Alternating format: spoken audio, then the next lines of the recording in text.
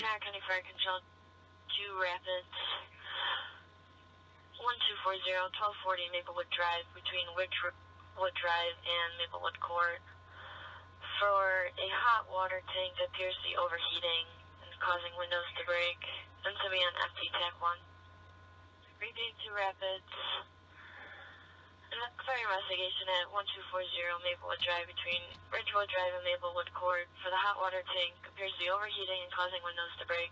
Incident FD TAC 1, fire control clear at 12:18 hours.